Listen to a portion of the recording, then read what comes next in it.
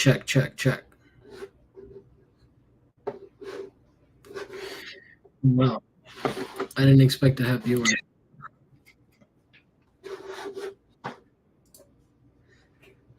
All right, cool. Okay, I guess I'm gonna just go into it then. So, yeah, what I wanted to do today was look at a little bit what's going on with all these, with the Whitney at Biennial. I've been interviewing people maybe that are in a different realm than what I'm used to recently. Can everybody hear me? I don't know if check check. I guess anyway. Hopefully you guys can hear me. Let me know if you can.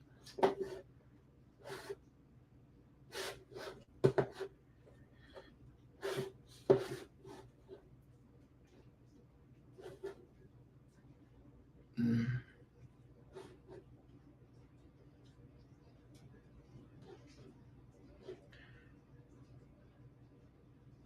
Uh,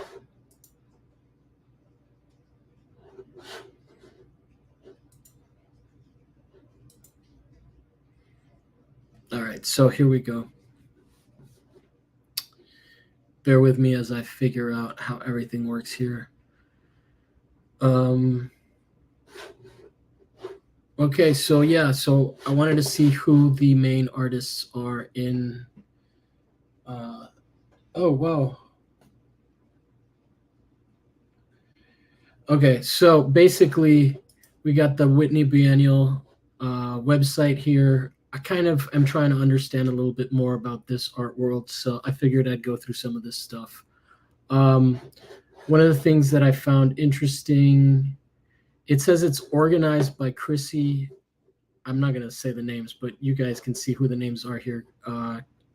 Joel, there is a man, caterer and curator at large. So the curators are these guys here. We've got these people over here.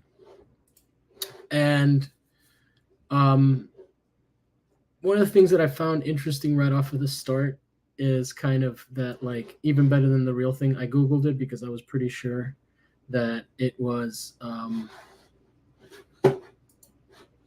an odd reference to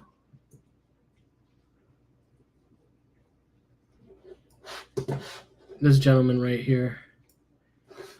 So it is a YouTube song, which was kind of strange because I figure the curators know that that is a song. So, all right. So I want to go through. So it looks like Annie and Joel are a couple, and I want to go through. So some of these people. Here's these curator at large title people. Um, this is I'm hesitant to say names. Beatriz Cifuentes. So these are basically the people that are putting this show together. I find it interesting to kind of know that, but basically these are the artists that are participating. We got people from Canada, we got people from Orange County, we got someone from Los Angeles over here, um, Monterrey, Mexico. Is there? Oh, Bosnia Herzegovina. So it seems pretty international. Dominican Republic, Switzerland, LA. So that is something that I didn't expect. My experience with Whitney was I knew of a friend of the show and former guest Jessica Gisbert's brother. Growing up, he was in the Whitney Biennial. So it looks like there's a lot of people. I wonder if it's broken down in terms of who is doing film, because I know they also have the film side of things. But what I kind of wanted to do was, I didn't expect there to be this many people, but let's see. Let's look at the LA names and then the New York names, and see who they are showing with. Because when Louis Gisbert was, and for those of you guys who don't know who Louis Gisbert is,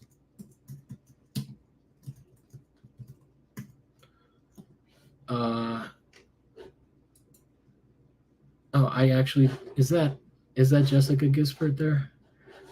Can you do full screen on these images?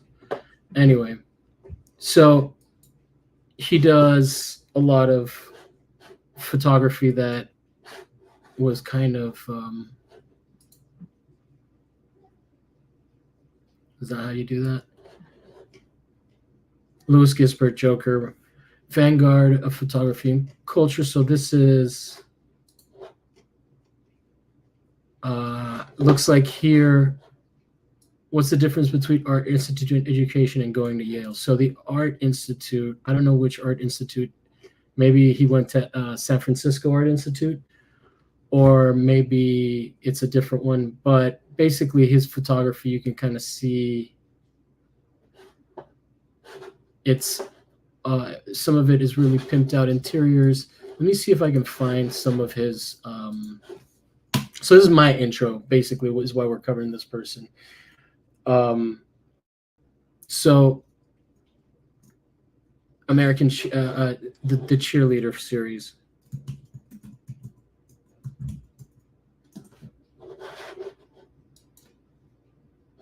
So this is kind of, what he got into the show, or what he did for the show, was a video that was in this vein of,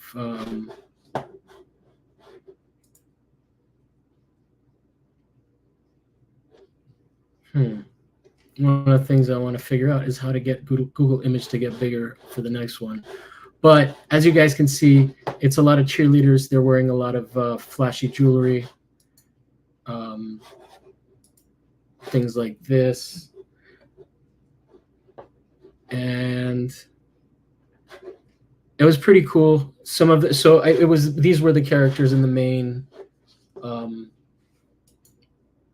show. So now I want to kind of look at what everybody else is doing. So obviously Yale is a prestigious institution. So I think that in terms of like what I'm trying to figure out a little bit what it takes to get into these spaces, get into these kinds of shows. So I want to stick to the people that are not necessarily born in LA, or not necessarily born in the US, and in New York, but like live in New York. So let's see Lotus L. Kang and see what kind of stuff we're dealing with here.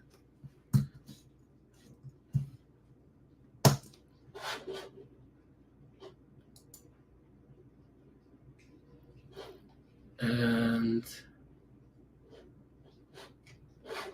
so is there like an intro to the artist? No. Unfolding across, I'm less interested in the artist statements. I want to get more into the business side of these things. But maybe the CV will tell me who they're represented by. So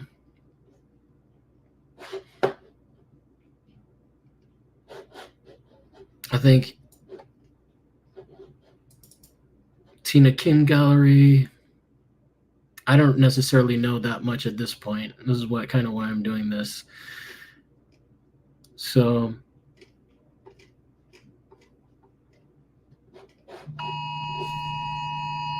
flash flood warning. So yeah, so basically, I mean, I'm not exactly crazy about how this website works. Oh, there we go. So you scroll to the side and you see the work. All right.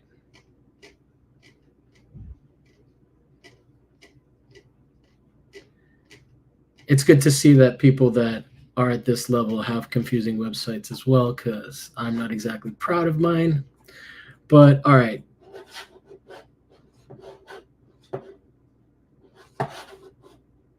In terms of what I'm more interested in is trying to figure out who, I guess I don't really know how to approach this, but maybe I could use ChatGPT.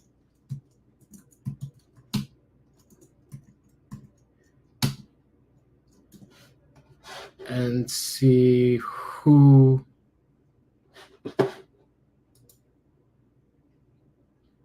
Let me do this over here.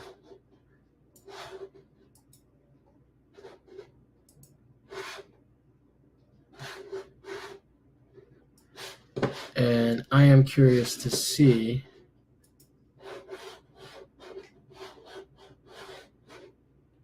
compare strategies.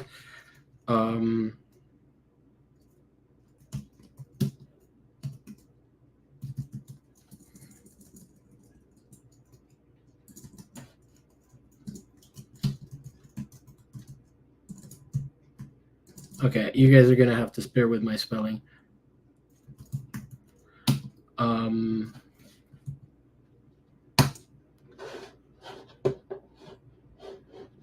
Okay, so there you go. This is actually kind of reassuring for me because a lot of times when I Google myself, it's it says something similar like this. As of my last update of January 2022, there's no widely recognized individual name known for representation in any particular field. So I guess just because you're in the Whitney Biennial doesn't mean that you are on ChatGPT's radar. So that makes me feel a lot better about my current. I'm not gonna do me because I don't want you guys to see my heartbreak live. Let me see if yeah. All right, so ChatGPT is not gonna be much help. Let me see who Chrissy, this person is. I don't know if that's two L's or an L and an I or an I and an L. I'm wondering if okay. Chrissy Yes is a renowned curator and art historian known for her work in contemporary art. She was the Angel Ecker. Oh, okay. So that is not a person. That's the title. So Angel. Okay, so who are these people? In New York City, has curated numerous exhibitions and projects that have made significant contributions to the contemporary art scene. Her expertise spans various mediums, including painting, sculpture, video, and her art installation art. She's highly respected in the art world for her insightful curatorial approach. I wonder if all of these people, because I did notice that the curators at large were. Okay, let me go back to this because now I understand this a little bit better. So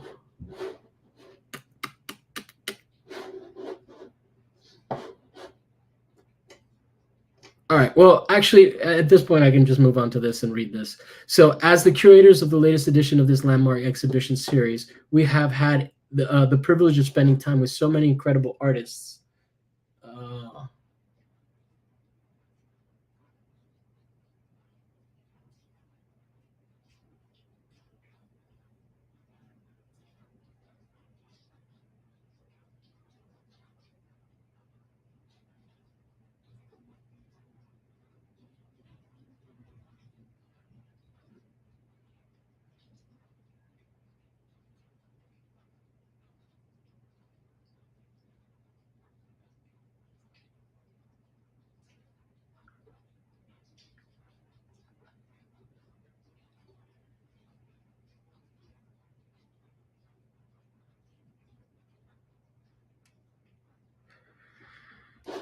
All right, sorry about that. So, as the curators of the last exhibition, privilege of spending time with so many incredible artists over the last year, visiting studios and discussing ideas prevalent to the art world to determine the shape of the 2024 Biennial. After finalizing a list of artists last summer, we have built a thematic biennial focused on the ideas of the real. Now, this is interesting because there's like always this thing, right? So the real, even better than the real thing, is kind of an interesting reference, right? Because it is the U2 album, the U2 song, and society is an inflection point. It always kind of is, though, isn't it? brought on in part by artificial intelligence challenges, challenging what we consider to be real, as well as critical discussions about identity. So this is kind of an interesting thing because I don't really know that art is ever really about these other two things in this space, right? Like I think identity is very important in these like big name people. Even though they have like huge studios, I don't know. I could be wrong. Again, I'm like just diving into this right now, but my impression is that I always hear in art terms, I always hear identity as a buzzword, kind of, you know. So um, many of the artists presenting include via including a robust performance in film, explore the fluidity of identity and form and historical. Okay, so that is maybe more a little bit more contemporary than just identity, the fluidity of identity and the form. But all of this is interesting, like current land stewardship. It's all interesting in the context of like the world that we actually live in versus, you know, these are all kind of high-minded ivory tower sort of things where you're not getting, you know, identity. Like if your identity is somebody from a place that's being bombed, I don't think you really get a lot of representation here. And it would be interesting because I feel like people making this kind of money at what point does it become exploitative to make work about this kind of thing? So explore the fluidity of identity and form among other urgent through lines, and we are inspired by the work they are creating and sharing. We have been excited to share the artists participating in this important discussion and now cannot wait to share the blah blah blah blah. Okay, so again, I don't really know it. This is not my world, so I didn't expect there to be this many, but let's go through them. We already looked at one dude's stuff. I guess Chat GPT will use selectively. And let's see. New York. I want to see. Oh, I guess that is someone from New York. Holland Andrews. I'm going to say that this dude is not. I wonder if. I wonder what level of experience people, you know, we pull from in these situations, right? Like Holly Andrews. Oh, a Wikipedia page. Composer, vocalist, performance artist, clarinetist. So early life music career, theater, film, and dance. I'd not to disparage Holly Andrews's work. I'm more interested in visual art, which is let's see, someone from LA. Wait, even better than the real thing. I can't play it, but look at that, man. The 90s. All right, so let's go with her. Or no, with Eddie Rodolfo. I didn't mean to like continue to pick out males' names. Bard College and printmaking, Yale University.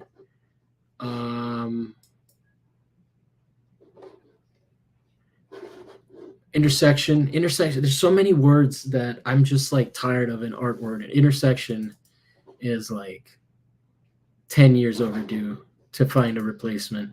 But I get what it's a handy word, so I'm not like criticizing the writing. I'm just in general, I find that art discourse doesn't really like change that much. But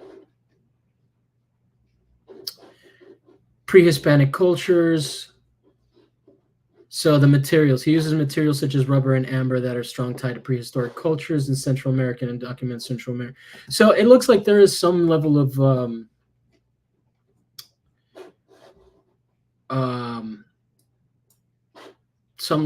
whatchamacallit.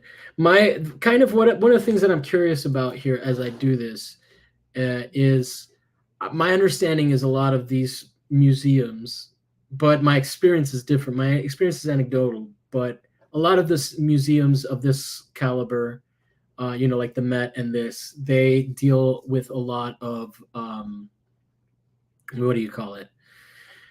They have a lot of the same artists that are at the biggest galleries, right? So it ends up being like, the five main galleries and the five main, this is all me quoting stuff that I've seen before, but the five main things that galleries and the five main museums tend to be the places um, that have the most, like, have the same artists over and over. So it's not like, here, let me bring up this article, sort of, because it does kind of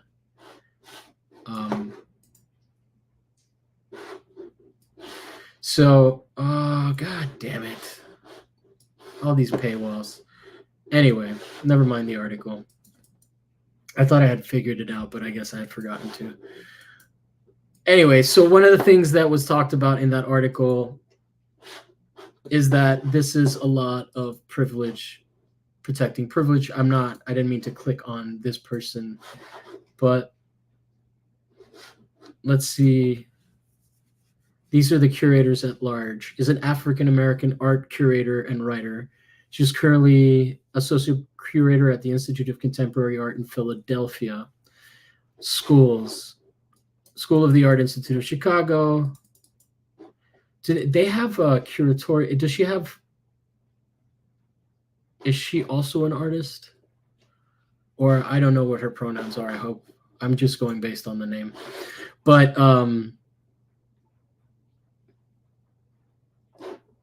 okay, so things that I've learned so far is that these are not curators. This is the title of curator at here. I wonder who these people are.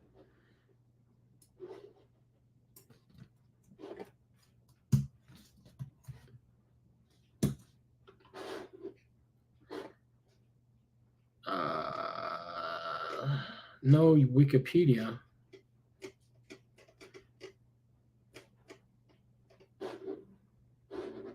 Okay, so they are they art people or are they just wealthy people? Is my question. Oh, this is like an old article. I kind of am refuse to do the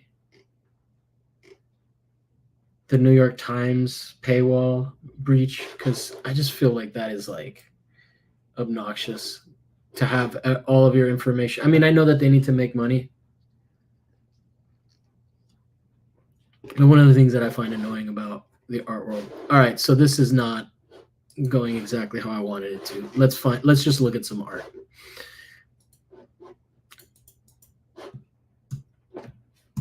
All right.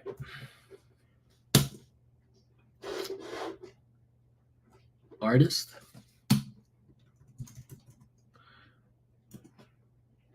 Okay. All right. Is an American artist, filmmaker, activist, editor, and writer. Okay, so they are having. She's a transgender woman who identifies as queer. Is most notable for her work in transgender activism. Okay, so they do have some activists in the roster.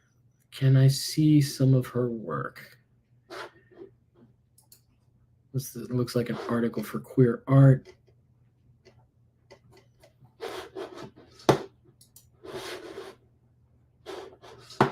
Images.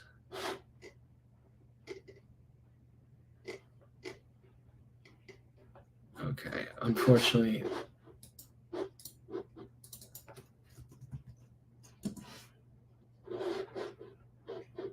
Oh no, that makes it that rock. Apparently that's the name of a rock as well as the name of an artist.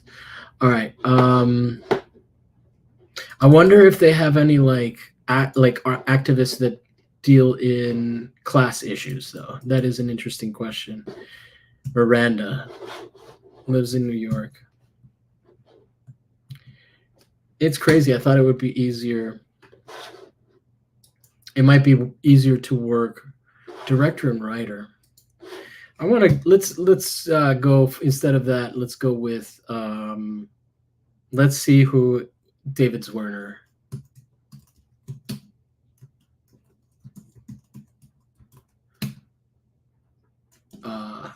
represents artists. And then maybe we can cross-reference. Damn, dude, these spaces have like huge rosters. Okay, so Joseph Albers, we know who that is. So it's not all necessarily living people. I guess they handle estates. Paul Klee.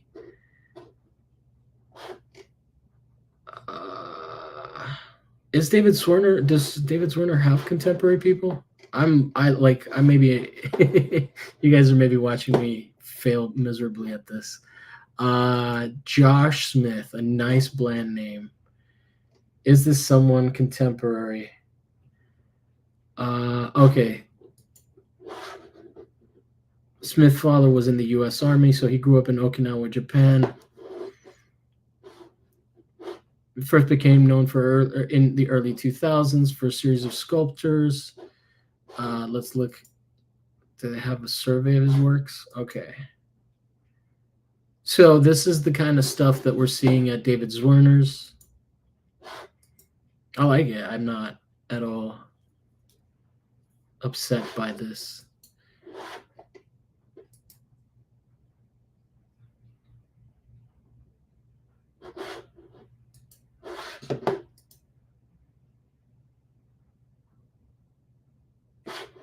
Is there like a way to just kind of click through these without having to?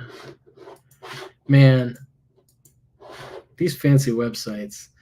So one of the things that I've heard from people is, which is kind of interesting, is that you can make like that they kind of want stuff to sort of all. It looks like these are different series, right? But they don't necessarily want one piece to stand out more than another, which is interesting, right? Like these are similar.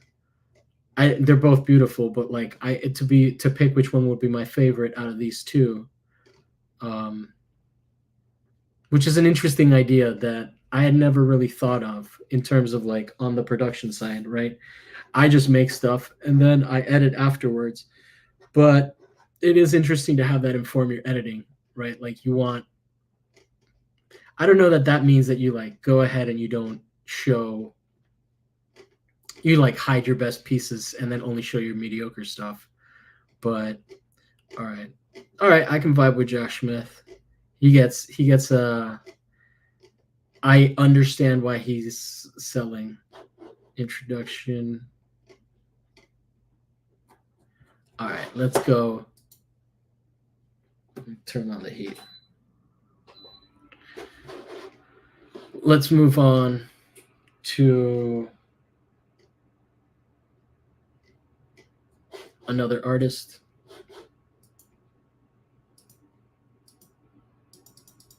Really? I'll just go over here.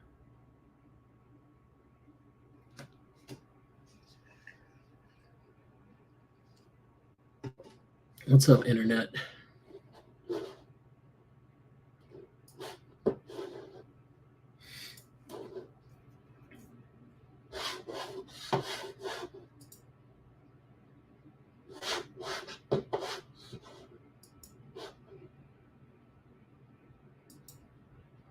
Dude.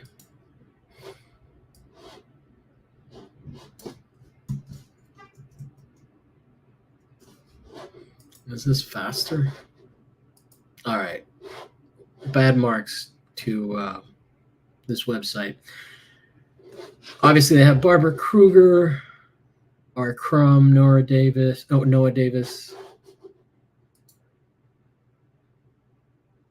I'm like trying to find people I don't know, but Doug Wheeler, Franz West.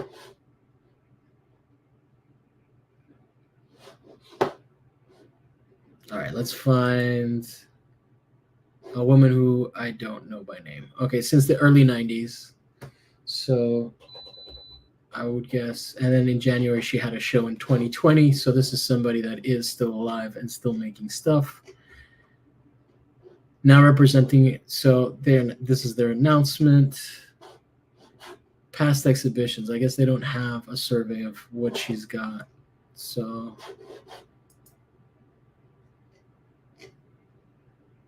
present work. All right, sketchy, dry stuff.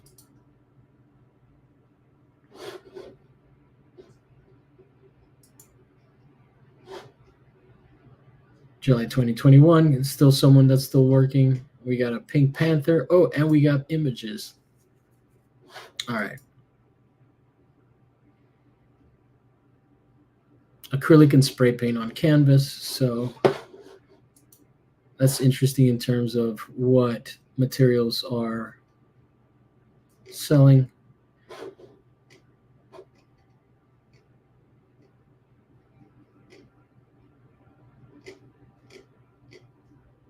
I wonder what her whole spiel is. Obviously, I mean, I get it, but I'd like to see some of her.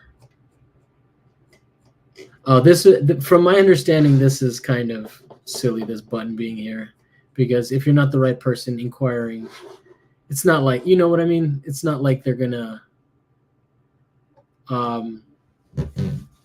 It's not like they're going to sell you something just because you have the money.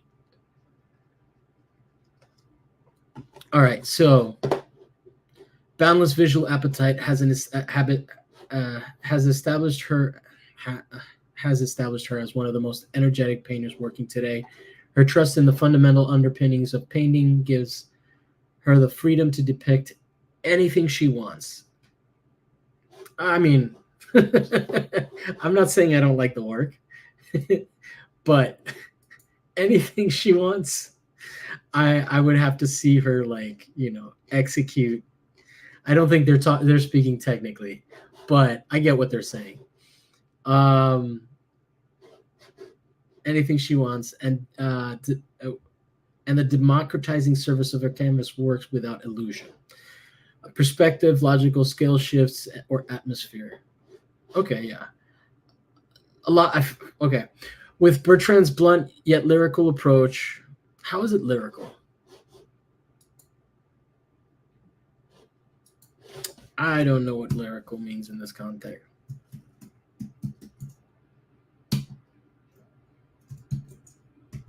Okay, what is a lyrical image? Oh, okay, no, that's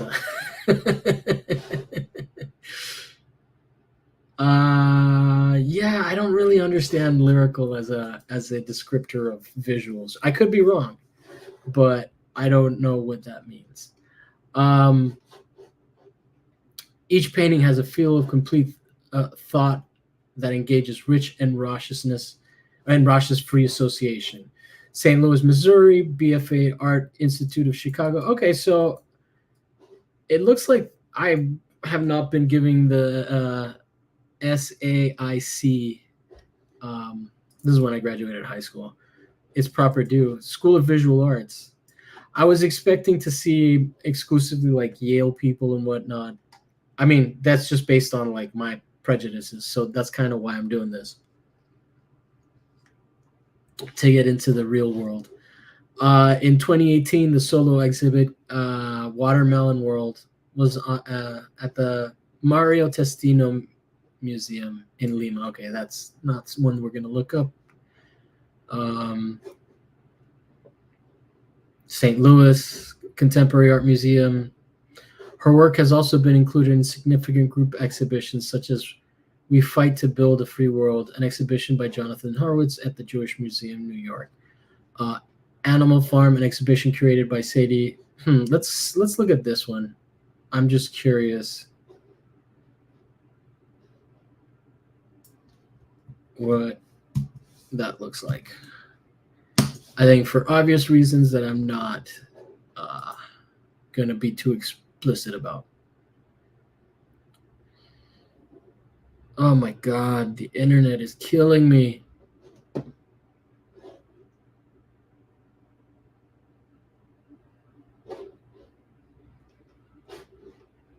Okay. We fight to build a free world. I wonder, let me do it. Let's play it without audio.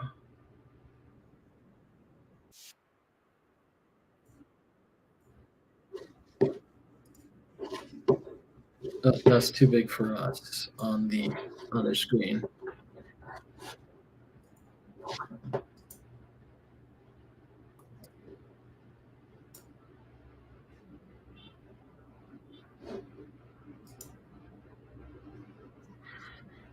So it looks like it's like a bunch of a JIT prop.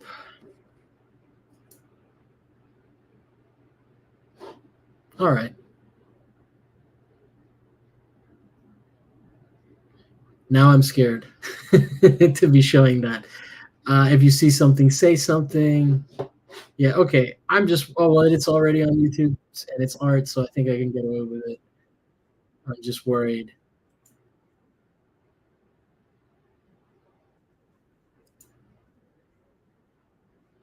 Iconic people. I don't necessarily know who they are.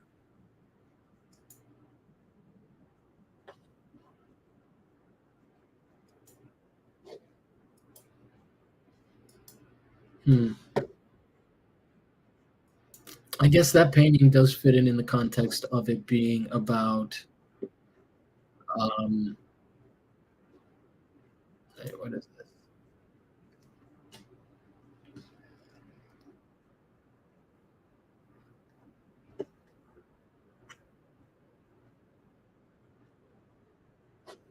So I'm confused because I didn't think we were looking. I thought we were looking at Catherine. Now I'm looking at this guy's other work. So let's go back and read what it was. Her work is so it was included in that exhibition. I guess it was just worded weirdly. In 2023, Zorner's Hong Kong location presented a solo exhibition, new works by her. Um, why is a mushroom growing on my shoulder? Okay. All right. So interesting political work. I guess over here, not so much, but in the context of that other show, this is more like pop culture related stuff. I like it. I mean, I'm not against it, but it's just interesting to see kind of what gets into these spaces. Okay, now representing Raymond Sunder. All right.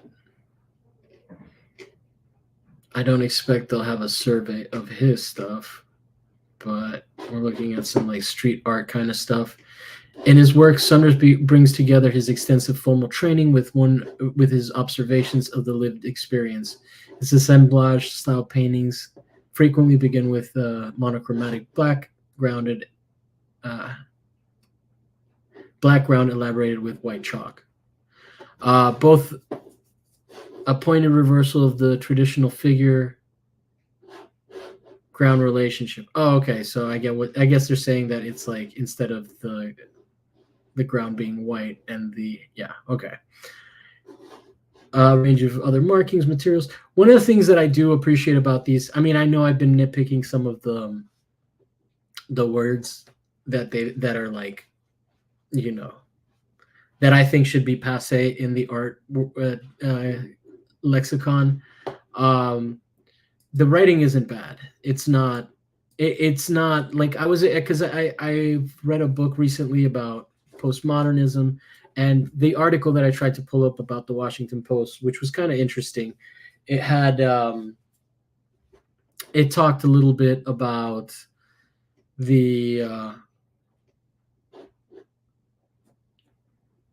it talked about how like the lingo maybe that's not necessarily in the writing. They want the writing to be accessible, but there is apparently a impenetrable language behind like the scenes. I guess maybe I'm gonna have my friend Saskia Bailey come on. She's an art advisor, and she's gonna have a lot more insights on how all this stuff works. But I don't. So far, I don't find any of this art like offensive. Not that I should, but I hope you know what I mean. Like I'm not like this stuff gets in because honestly, like I don't really have a say in that.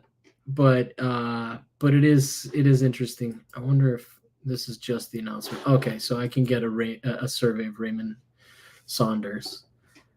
Um,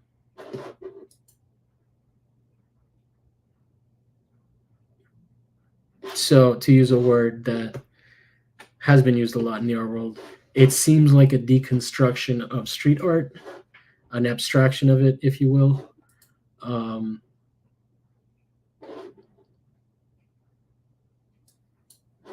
some of the stuff is pretty cool. I dig it. Um, some heavier stuff.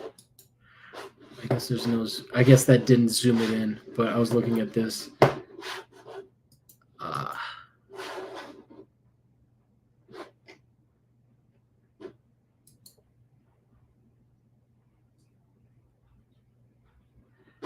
enamel ink, masking tape.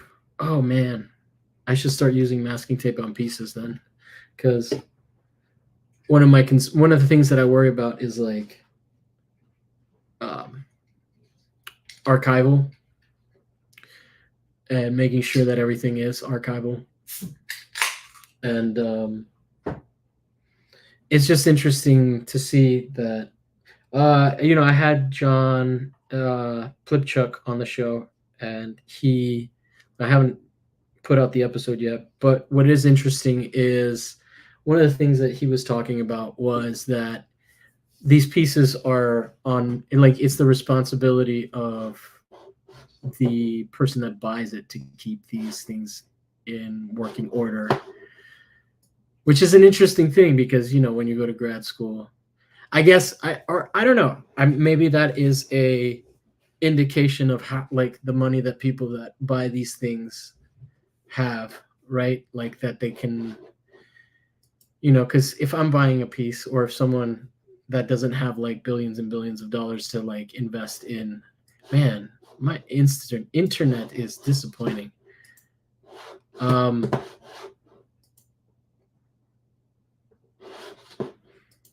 Yeah, so like if you don't have money to to maintain these like multi-million dollar pieces, like in school, but they always talked about archival materials and making it last and all of that. But I wonder if like you get to a certain point in the market where it's more about like having the thing and you're less worried about how long it will last. Because it's an interesting question. So, all right, Gerhard Richter, let's go to everybody's favorite.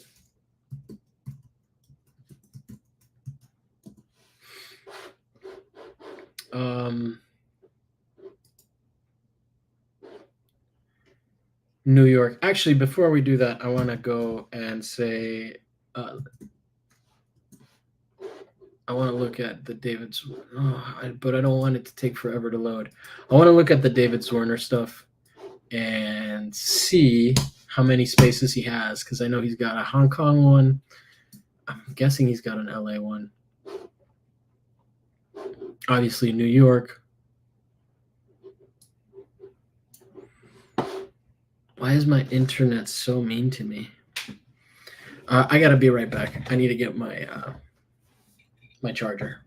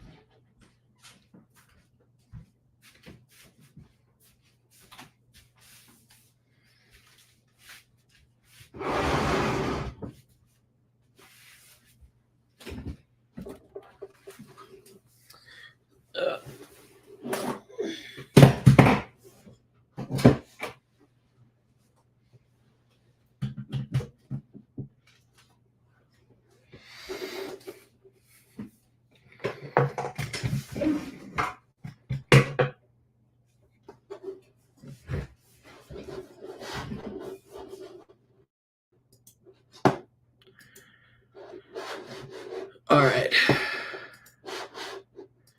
Zorner about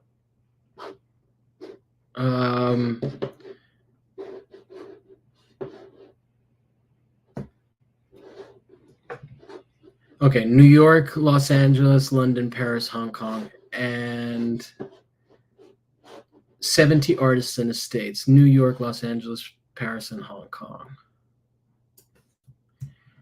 All right.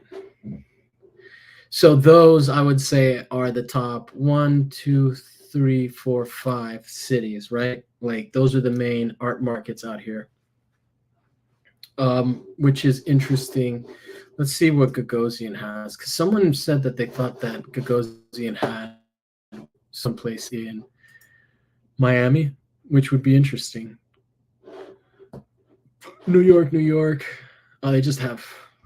They just run. Gagosian just runs all in New York, London, Beverly Hills. So they do have LA, Paris, Geneva, Basel, Hong Kong, Rome. So I think it was Skip Snow who was telling me that Gagosian was the first franchisee. So Gagosian was the first space that was like, that started franchising out. Madison. So these are like near each other. Park and 75th. I don't know New York that well to be like making commentary on these locations, but it's interesting. So it looks like they have the main five. Oh, they have Athens too. Looks like they have the main five cities. Do they have a Hong Kong? Do I see a Hong Kong? Except for Hong Kong. Oh yeah, no, Hong Kong. Which is interesting because that basically just suggests that that's where the biggest money that is interested in investing in these kinds of things is available. So let's go check out some of these artists. I'd love to do. I mean, I don't have a problem doing. Or actually, let's go to about. It's interesting to see how people present themselves. Exhibitions, follow search, premieres, shop, locations, news, quarterly. They don't have an about. What if I just click Gagosian? It is a fun name to say, though. I'm going to imagine that they also handle estates.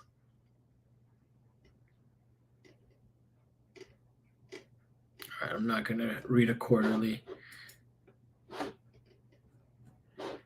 I wonder if there's like a way of figuring out.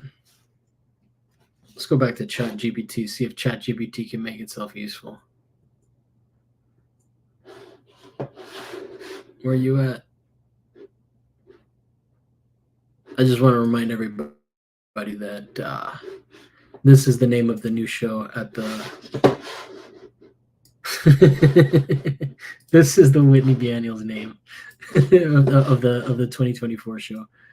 Oh, okay. I got this article to like kind of chill out on trying to charge me money. All right, journalist goes undercover to reveal the absurdity of the art scene. In Get the Picture.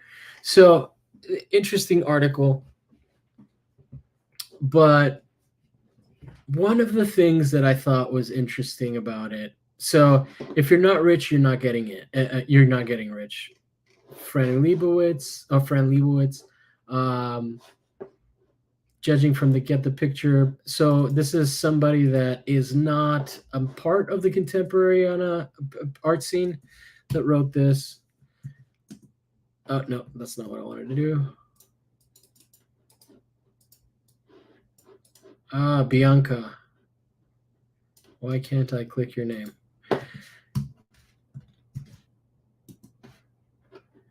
So, American journalist. So she's not an insider. She kind of does stuff like the other thing that she wrote was Cork Dork, which is, I'm guessing, about wine-fueled adventure among the obsessive sommeliers, big bottle hunters, and rogue scientists who have taught me to live for taste. So she lives. I can't fault her for being the kind of person that makes her work something that gets her in the door, because that's basically what I do. So props to her. But an Atlantic contributor who previously wrote a delightful book about wine snobs called Cork Dork. So she kind of gets into sort of the these like highfalutin communities, right? I'm gonna guess that there's some overlap between the art people. I'm sure that some of the contacts for this Court Dork book were the people for this book, which I do want to read. It sounds mind-bending journey among the inspired artists and obsessive art fiends who taught me how to see. So contributor Chelsea Galleries. All right, there's all the salacious stuff, right? Drug fueled VIP rooms at Miami Art Basel. If it's in Miami, you can't get too far without there being a drug fueled room. That's what Miami exists for, and I used to live there. So her goal is to figure out why the contemporary art attracts so much money, status, and occasionally talent. Spent several years taking entry-level jobs in galleries, artist studios, so she could vividly capture a new class of hierarchies, American culture, and the subtle cues that mark cultural distinction. So what I find here about this is that she's like working basically in the same realm that most people that are what I would describe as working class artists are a part of, right? In one more, she talks about how in this like sentence, she talks about how someone had to really get the inflection of the Gagosian answering the fall, then practice till she aced the intonation, curt with a downward inflection because you don't want to sound happy. So she had a prestigious gallery describe how the employer. So it doesn't say who it was. I doubt it was Gagosian himself, but I'm sure it comes from the top. Stringent guidelines on how to answer the phone. Never caught. Learns that money is never enough in New York art world. It must be the right kind of money, preferably old. So, I'm sure that if like someone like Jay-Z, yeah, or at least vaguely attached to cultural prestige, right? So, old money, we're good. Cultural prestige, I'm sure that includes some like tech billionaires. I would be interested to know who are the like.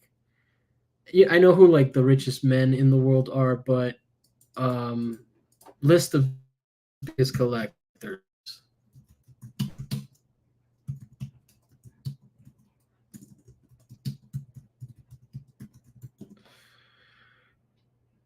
Adrian Chang, Stephen Cohen, famous art collectors. All right. So we're talking like serious money. We all know who David Geffen is. Geffen Mocha Contemporary. He's referenced in the what's it called, the Nirvana Unplugged album. Like he's like, David Geffen wants to buy me Led Belly's guitar or something like that. I forget what it was, but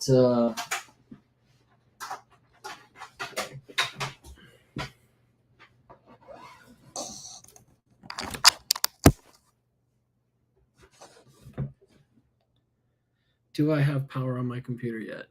Yes, I do. Okay.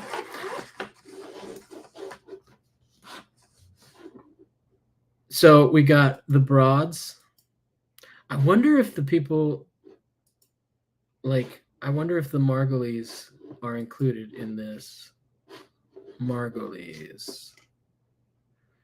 No, Jay-Z, yeah. So I don't know why I referenced Jay-Z and it turned out to be one of the biggest art collectors.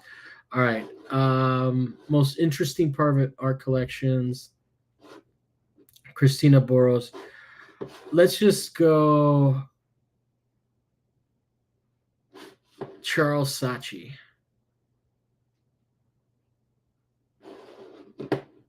So this guy's a dealer and collector. Who, you know what? It's an interesting question. Who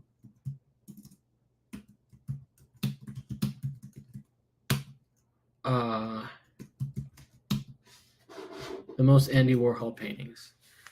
Jose Okay, he's an Israeli businessman and art collector of the Syrian district. Oh, of Syrian descent. Sorry. I'm dyslexic, so I'll fuck things up. But this guy, my understanding is that what he does is he inflates the market, because when you have, like, the only public sales numbers for art are from auctions. So whenever there's an Andy Warhol piece that goes to auction, I wish I could reference the YouTube video that I saw about this, but he owns 800 artworks. I don't know if those are all his collection, but basically what he does is that anytime that it goes to a auction, like a piece of Andy Warhol piece goes, he goes and he buys it and he inflates the price. He like bids it up to so that the known sales of the works are high, and then the private sales are not listed. So basically, by doing that, he inflates his collection up to 5 billion. He has basically the Andy Warhol market entirely cornered, which is an interesting thing. Who owns Andy Warhol art? Andy Warhol Foundation. Okay. Um,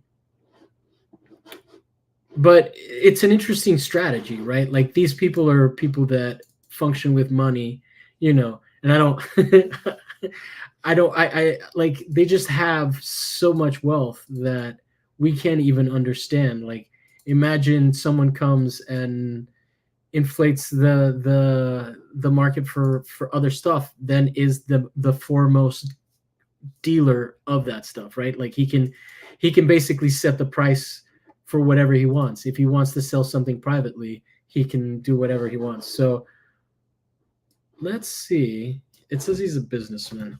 I'm curious to see what kind of business he's in. A businessman, art collector of Syrian descent. What's in his collection? Okay, so he's just.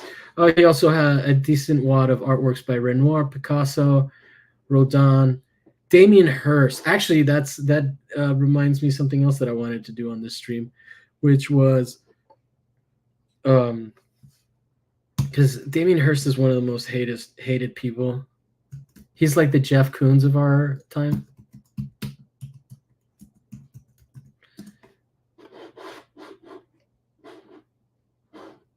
And it's interesting. What is Damien Hirst best known for? Paintings, Medicine Cabinet. I've seen that. I saw that at the Venice Biennale.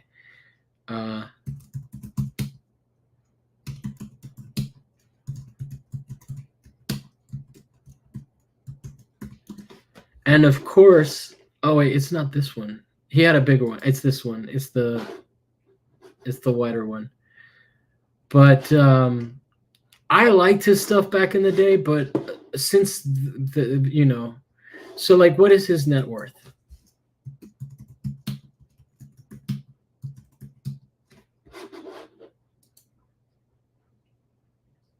Okay, so he's doing all right.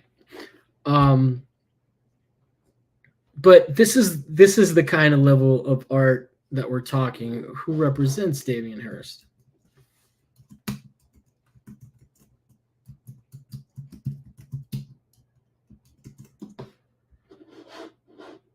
Gagosian. So we've been looking in the right places in terms of okay. People are afraid to change. People are afraid of change, so you create a kind of belief for them through repetition. It's like breathing. I've always been drawn to a series of pairs. A unique thing is quite a frightening object. In the late 1980s is when he kind of came up. Has created installations, sculptures, paintings, drawings that examine the complex relationship between art and beauty, religion and science, and life and death.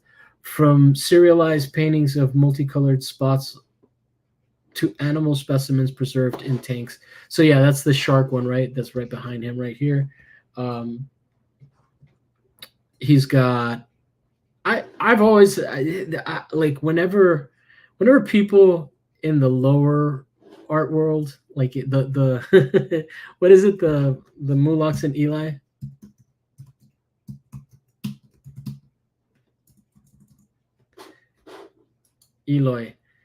So I had a teacher, the Morlocks. That's why I think it's. I had a Coach Raff, in middle school and early high school, who would call us Morlocks, but he would say Mulocks. So yeah, so basically, I'm gonna call our world, the working class artist art world, the Morlocks. Uh, a lot of Morlocks hate Damien Hirst, right? And fair enough.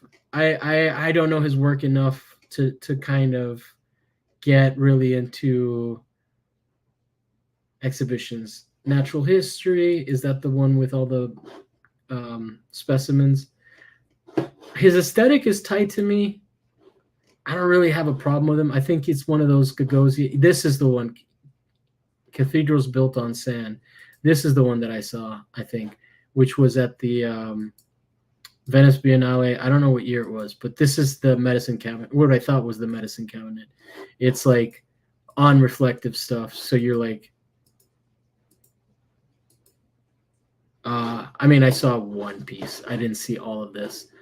But yeah, man, this is kind of what I'm interested with the show right now, is to kind of understand this world, because it's fine for all of us to just kind of be in our own little spaces. I'm not like saying that the show is going to change and I'm trying to get Damien Hirst on the show.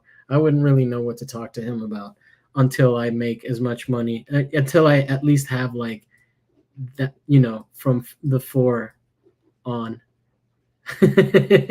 I think it would take $4 million in my bank account for me to be able to speak to someone and really understand what their experience is like when they have $384 million. But I'm just curious, because this is all stuff that is like we talk about these people, but we don't necessarily get too in depth into how they live, what they do, what their work is like. Sorry if the camera is not always facing the right place, but yeah, so you can be a Gagosian artist and make, let's see, I always also reference Mark Bradford because he's one of the he's one of the Eloi, where the Morlocks and the people that live above the ground are the Eloi.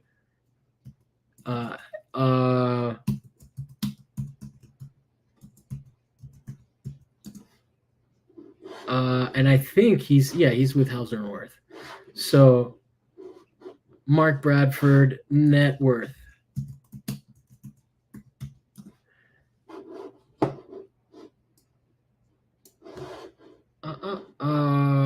$20 million. Okay. I wonder, is Hauser and Wirth, maybe it's just Hauser and Wirth Los Angeles. Hi. My spelling is awful.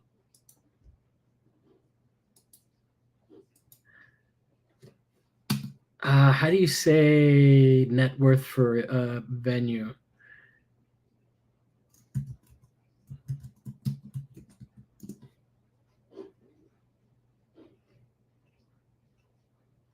Okay, whatever. Hauser and Wirth.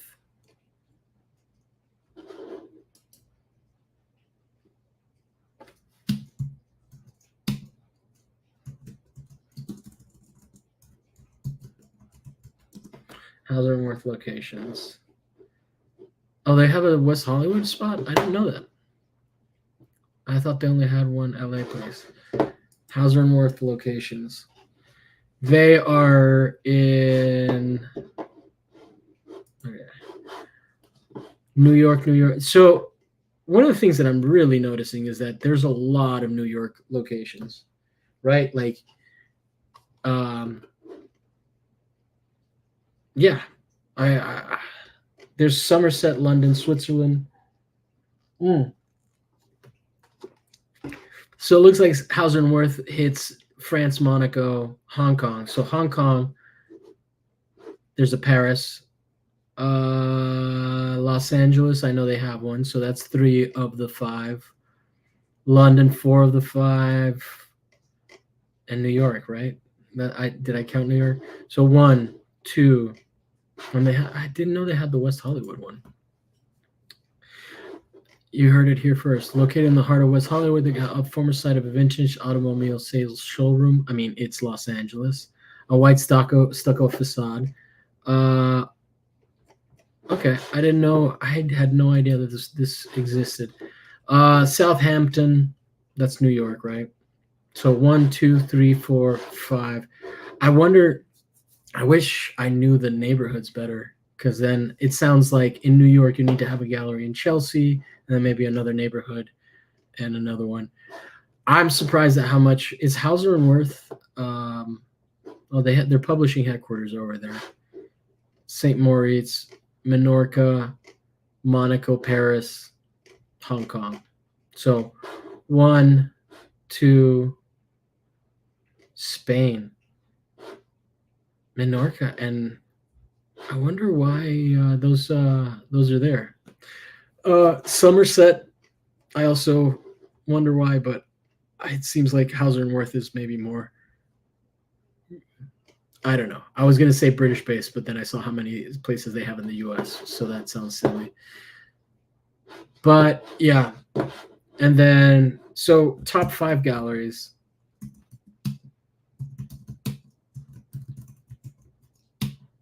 In the world. These are not galleries, these are museums. Uffizi Gallery, that's annoying. MoMA, Vatican Museum, Tate Modern. Is the Tate a museum? I think it is.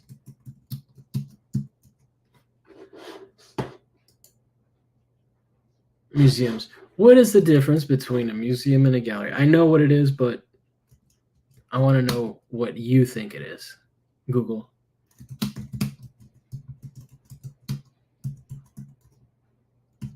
Catholic and Christian, mass and weight, weather and climate, Medicare, Medicaid, affect and effect. Hispanic and Latino. That's a good one. Okay, no, we're not going to detour. Tate Museum. Yeah, that's annoying that I can't that Google doesn't. Let me bring up good old Chat GPT.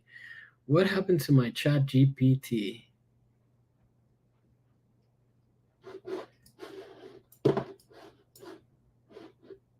We're done with Damien Hirst.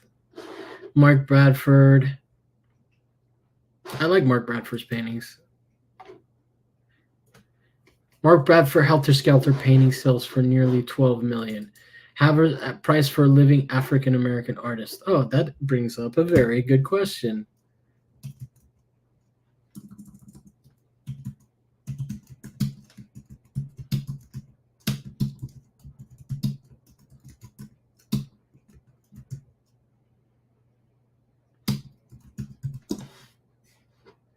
So Jasper John's flag, was he living artist? By living artist. Okay, so the boomers came out for Jasper Johns. I mean, I'm not anti Jasper Johns. Is he one of the CIA guys?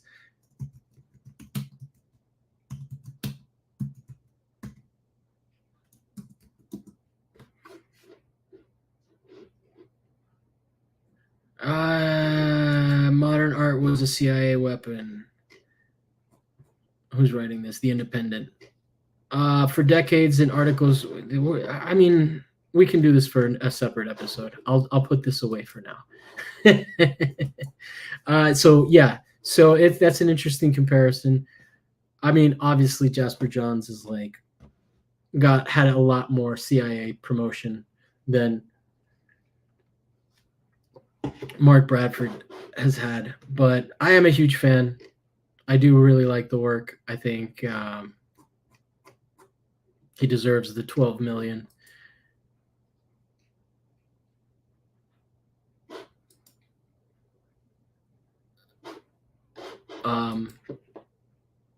Helter Skelter. It's so hard for me to think of Helter Skelter without thinking about the Manson family, which I don't know if he's referencing, but I mean, I can't imagine that he's not. So these are all interesting things. So Jasper Johns, he's wait, what was Jasper Johns' net worth? No.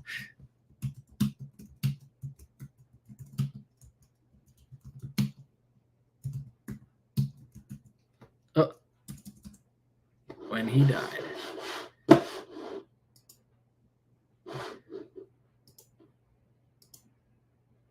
300 million. So he sold a painting for 112 million. And now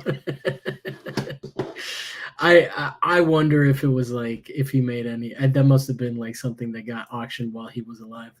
That sucks. Wait, now I want to know if I don't I can't. All right, we're done with that rabbit hole, but I can't imagine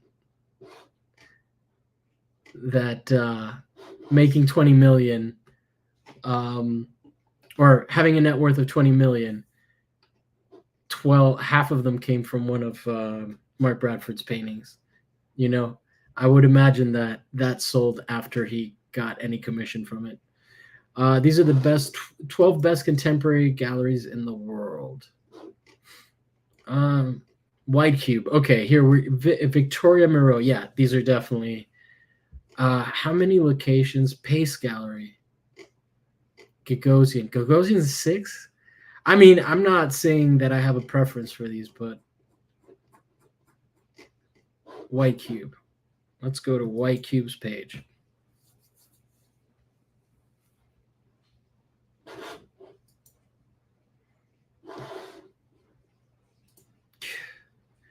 I didn't realize. Oh, so they have Anselm Kiefer. I want to see collect. I love how they just have these things, like they have these websites that say collect, but you know you're not gonna fucking have the money to this, right? Like even if you have the money for this, you don't have the money for this. Or maybe I'm completely wrong, but it's just interesting. So they're like advertising stuff, collect. Maybe they're also selling like tchotchkes, prints and multiples.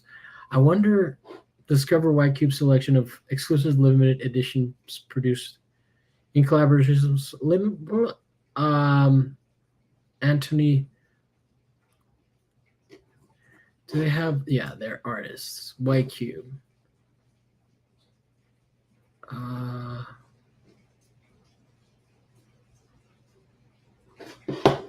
Is this guy from?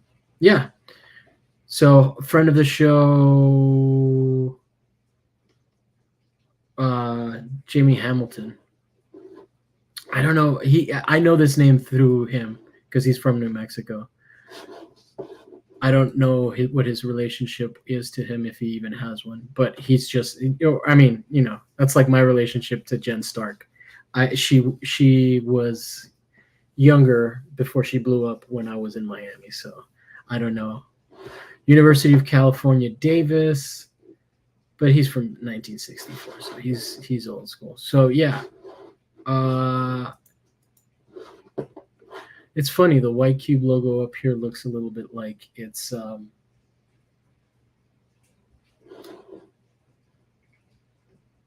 Oh, Damien Hirst is in White Cube.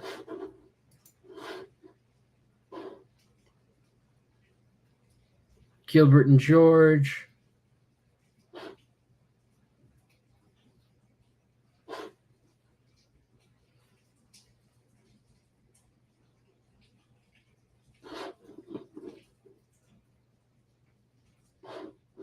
So, Andreas Gursky.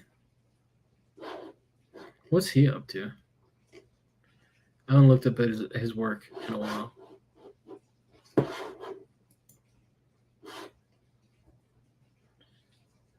Exhibitions.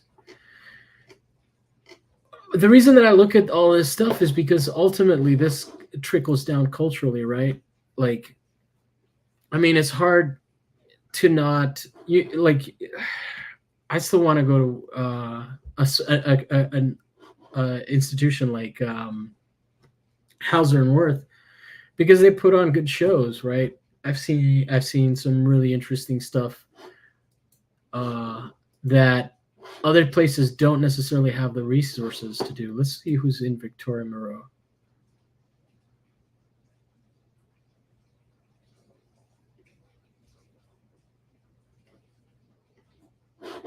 Artists.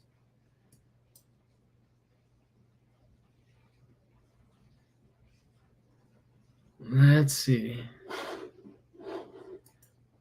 Okay. So they've got, right, like, I'm a big fan of Doho Sa. So it's funny. I think I went through this backwards. Um, I looked at the. I feel like maybe the survey of even better than the real thing. This survey over here. What was it? Wait, why is my cheerleaders, Joker, guess? I'm wrapping up, guys. I'm sorry this is disjointed. I will probably get better at this, but yeah. So starting with what my takeaway is over here. I don't see any of those like super mega names here. I obviously I'm trying to see. I don't really recognize anybody here. So it looks like this might be a survey of like more up and coming people at the Whitney, which kind of fits in with my understanding of where what's his name was. This is like the Biennial, the Whitney thing is more of a the even better than the real thing is more of a young and up and coming Bono as opposed to a established guy. But yeah, so this is basically the first stream. I'm trying to figure out how to do this. I appreciate anybody who watched for a second. I'm sorry I couldn't acknowledge you. I'm trying to figure out a bunch of things at once. But what we did learn today is that there is big money piece of the collection. Manager Stephen Cohen by Living Artists.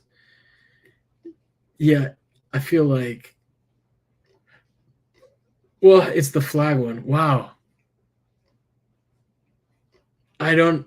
It's just so crazy that it's the iconic image that's sold. So here we are, the most expensive painting by previously mentioned Jasper Johns made only 30. This is the particular piece from 1958, entered into collection of American French.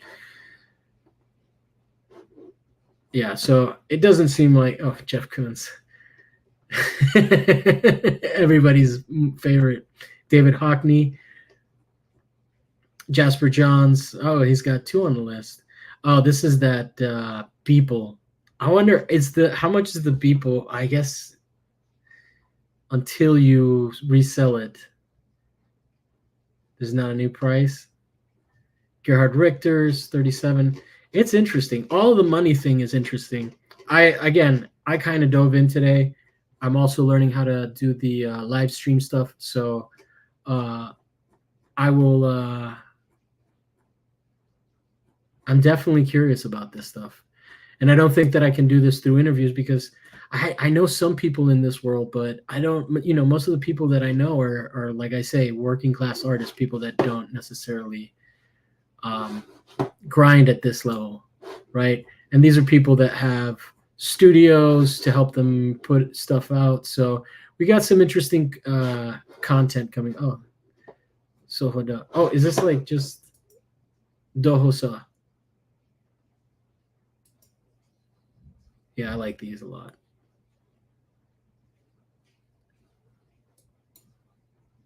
Yeah, I missed him at the Biennial. Victoria Moreau. So yeah, I guess I'll just pick up here next time. This is the Art Market Learning Center of America. And today I learned that you can't do the Google Images as much, but you can always go straight to the source. But yeah, hope you guys enjoyed the disjointed thing. We're definitely, this is one of those things where you just kind of have to do it and then you'll get better at it. So thank you for bearing with me. And we'll be back next week with more information about this stuff. And yeah, thank you so much. Bye bye.